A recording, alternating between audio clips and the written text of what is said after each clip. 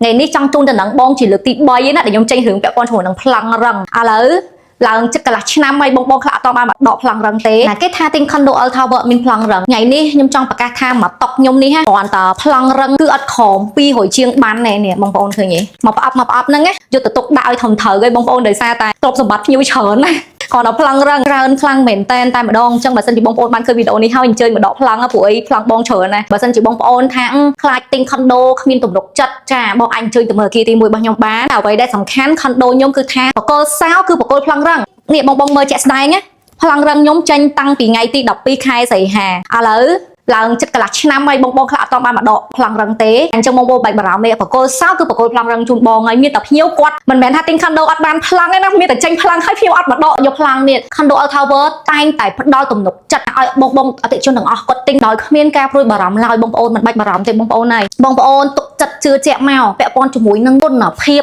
ទាំងតម្លៃសម្រួលការបង់ប្រាក់គ្រប់យ៉ាងឥឡូវនេះដូចអគារទី3ដែលយើងសាងសង់នៅលើមហាវិថីព្រះនិវង្សនេះក៏បងប្អូនទិញដោយទំនុកចិត្តដែរជាពិសេសបងប្អូនដែលគាត់នៅក្រៅប្រទេសបងប្អូនឯកជនបងប្អូនអាចសិក្សាមើលបានចាព្រោះខុនដូខ្ញុំគឺជាខុនដូខ្មែរម្ចាស់គម្រោងខ្មែរខ្ញុំជាម្ចាស់គម្រោងផ្ទាល់ខ្ញុំចេញលក់ខ្ញុំចេញ bill credit ផ្ទាល់ទាំងជាក់ស្ដែងសមិទ្ធផលដែលខុនដូ Al Tower ទី1យើងបានភ្ញៀវចូលរស់នៅដោយមានភាពងាយស្រួលគាត់រស់នៅដោយមានសុភមង្គលខ្លាំងហើយទាំងគ្រប់យ៉ាងគឺបងប្អូនទិញដោយទំនុកចិត្តអញ្ចឹងអគារទី3ដែលមានទីតាំងលើមហាវិថីព្រះនិវង្សឥឡូវនេះក៏ចិត្តអស់ដែរបងប្អូនហើយឥឡូវនេះក៏យើងមាន promotion បង់ដោយគ្មានប្រាក់កក់មានត្រឹម 1% នៃតម្លៃខុនដូហ្នឹងគឺស្មើនឹងបងប្អូនមានទឹកប្រាក់ចាប់ពី$700ជាងអីចឹងបងទិញបានហើយចុះកងត្រាភ្លាមបកគោសោបកគោផ្លាំងរឹងអត់ឲ្យបងប្អូនបារម្ភទេមួយទៀតបងប្អូនដោយសារហេតុអីបើខ្ញុំចេញ promotion នេះ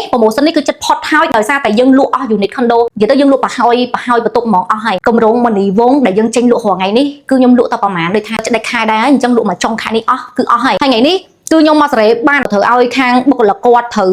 ខលតំណែងភ្ញៀវណាដែលគាត់ត្រូវកាត់ប្លង់កាត់អីគឺកាត់ឲ្យហើយត្រូវថែទាំប្លង់ភ្ញៀវទ្រព្យសម្បត្តិរបស់ភ្ញៀវនេះអ្នកខ្លះបងផ្ដាច់បងអីអស់ហើយអត់មកយកប្លង់ទៀតចាគាត់ទិញដោយទំនុកចិត្តអ្នកខ្លះគាត់បងលុយផ្ដាច់អស់ហើយតែប្លង់អត់មកដកសោះអញ្ចឹងសម្រាប់បងប្អូនណាដែលគាត់ចាប់អារម្មណ៍ជាមួយគម្រោង Condo Al Tower កុំភ្លេចណាបងប្អូនអាចមើលនៅក្នុងវីដេអូនឹងបានម៉ូដបន្ទប់ម៉ូដទីតាំងអីក្នុងនឹងមានអស់ហើយបងប្អូនអាចសាកសួរព័ត៌មានបានតន់ឥឡូវហ្នឹងគឺយើងមាន promotion ថ្មី